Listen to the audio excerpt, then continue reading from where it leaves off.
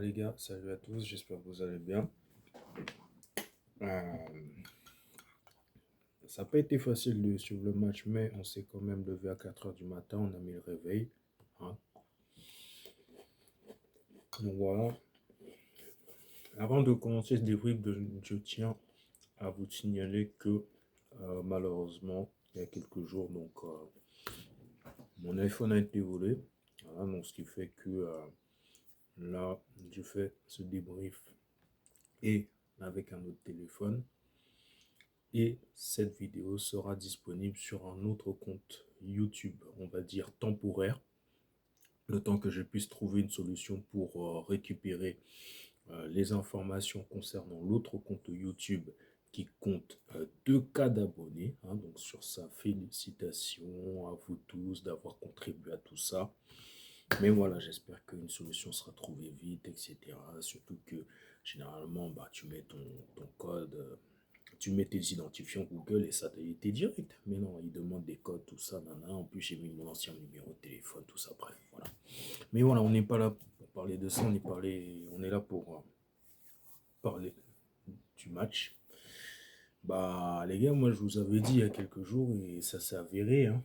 Ça s'est avéré, je montre la télé qui est là-bas, même si tu la vois pas, mais Colombie, c'est Colombie. Colombie, c'est fort. Colombie, c'est pas Portugal. Colombie, c'est pas Chili.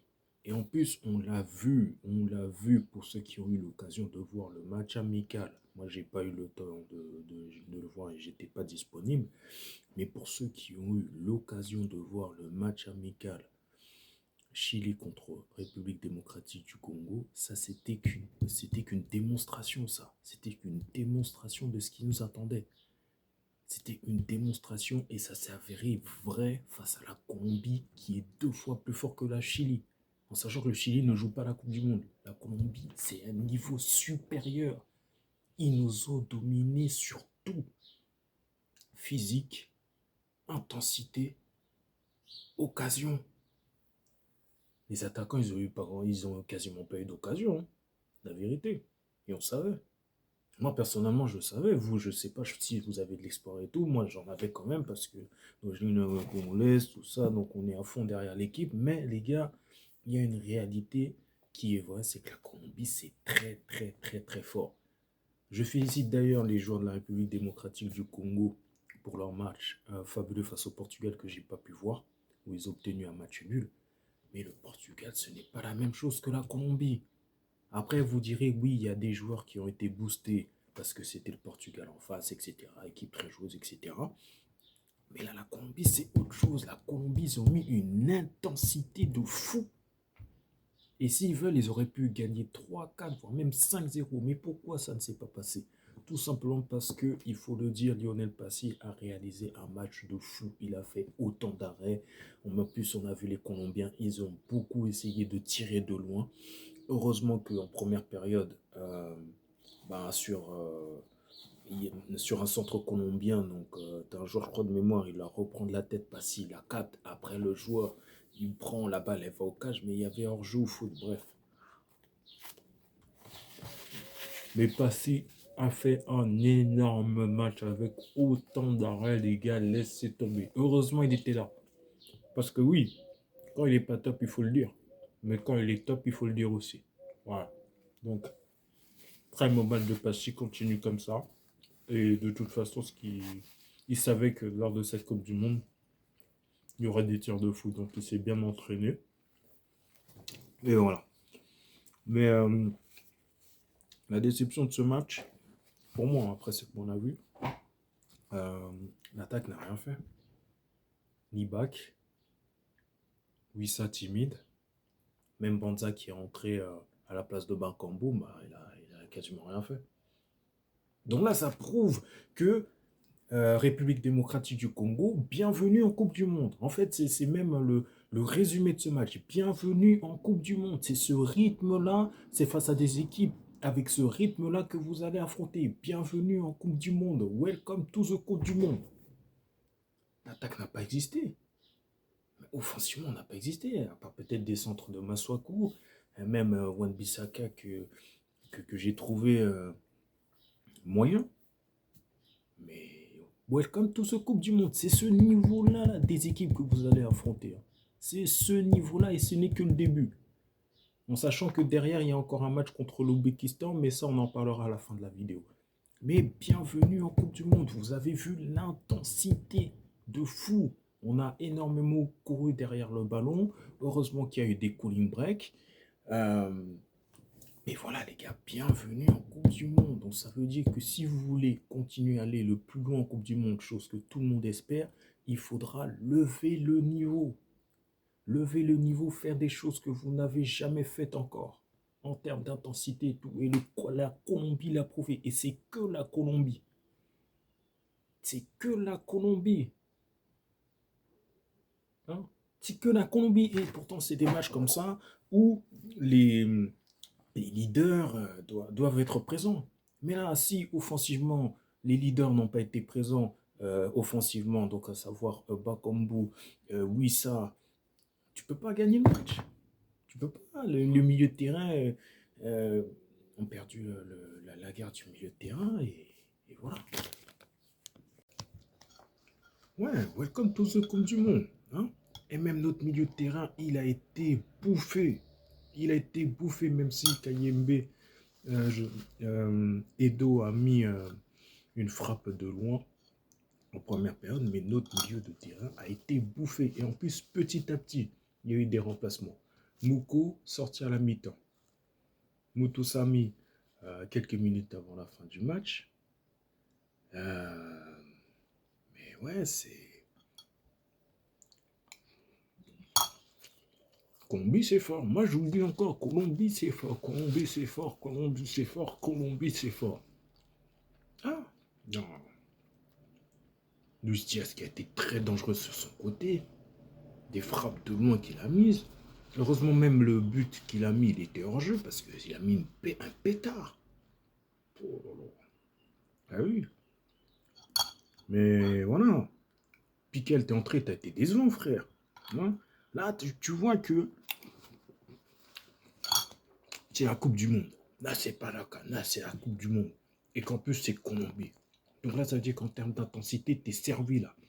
Là, c'est intensité plus, qui était en face de toi.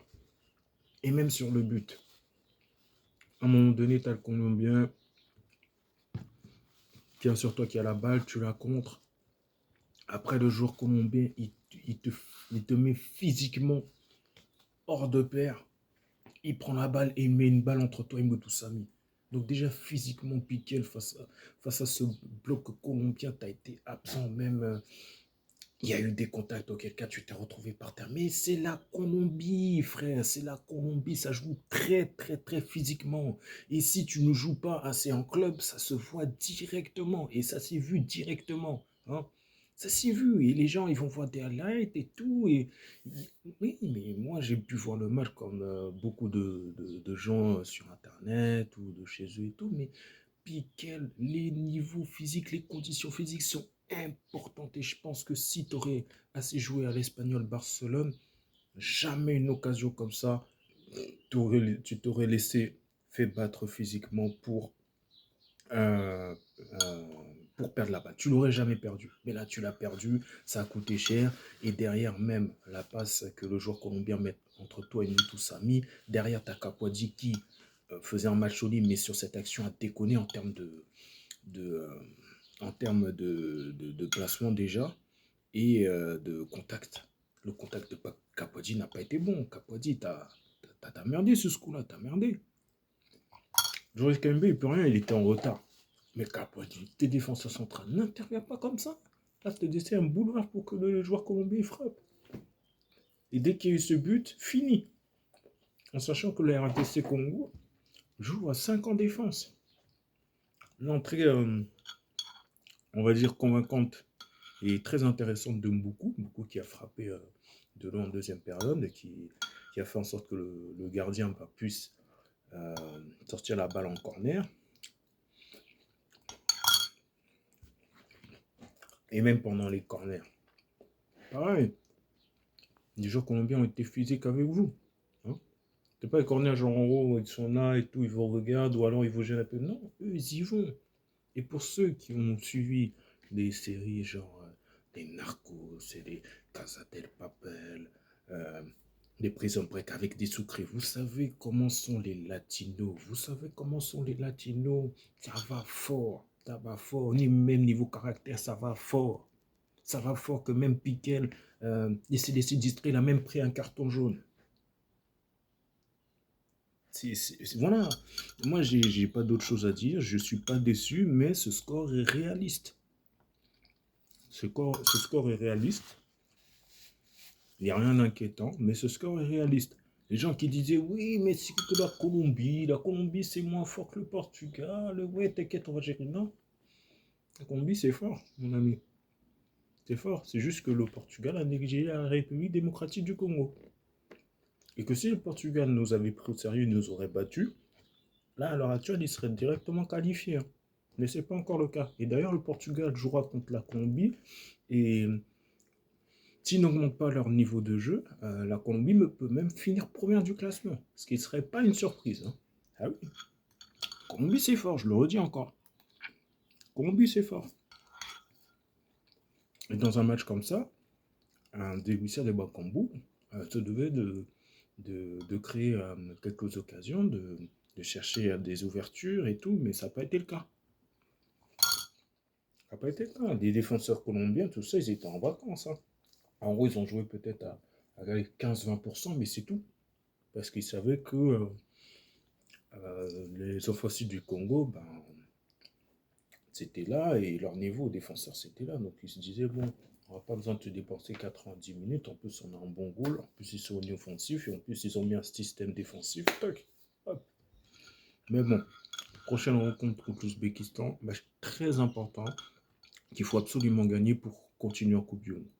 Parce que là, au niveau des poids, Ouzbékistan, 0. On ne va pas compter Portugal et Colombie. Mais si on va les compter. Donc, le Portugal à 4 points, la Colombie à 6 points, la République démocratique du Congo à 1 point, l'Ouzbékistan 0. Donc là, on affronte une équipe qui a perdu les 2 matchs déjà, donc 0. Donc là, il y a une possibilité de gagner pour finir éventuellement parmi les meilleurs troisièmes avec 4 points. Voilà. Donc en sachant qu'on a une différence, bien évidemment, de -1, ce qui n'est pas très rare. Mais le match face à l'Ouzbékistan, il faut le gagner. Soit vous gagnez, soit vous rentrez à la maison.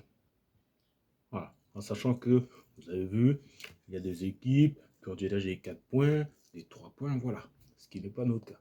Mais le match face à l'Ouzbékistan, il faut gagner. Donc sur ce, moi j'ai continué mon petit déjeuner, hein, parce que des matchs comme ça, c'est pas facile de les supporter.